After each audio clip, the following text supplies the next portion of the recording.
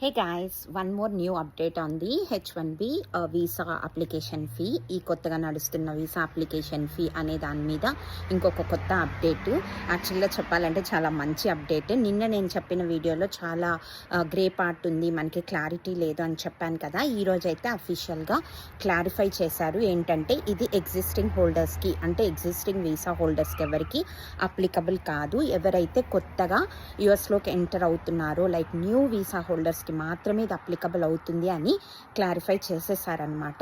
So ఇది ఒక మంచి అప్డేట్ అని చెప్పాలి. కానీ చాలా ట్విస్ట్లు నడుస్తున్నట్టే అనిపిస్తుంది. ఇది త్రూ అవుట్ నిన్నటి నుంచి వీకెండ్ అంతా దీని మీదే రన్ అవుతుంది.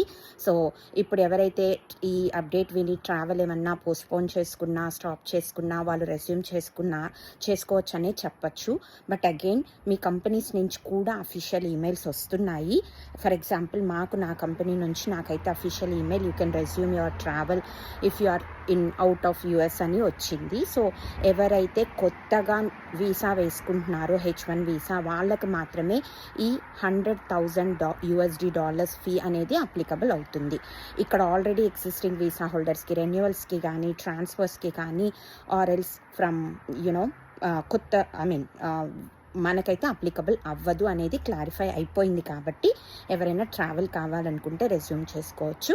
అలాగే అక్కడ ఉన్న వాళ్ళు, ఆల్రెడీ వెళ్ళి వెకేషన్లో ఉన్న వాళ్ళు అయితే హ్యాపీగా మీ వెకేషన్ని పూర్తి చేసుకొని రావచ్చు. ఫైనల్లీ అట్లీస్ట్ ఒక కైండ్ ఆఫ్ లైక్ క్లారిటీ అయితే ఇచ్చారు. So stay tune for more updates and keep following Praveena's vision. Thanks for watching.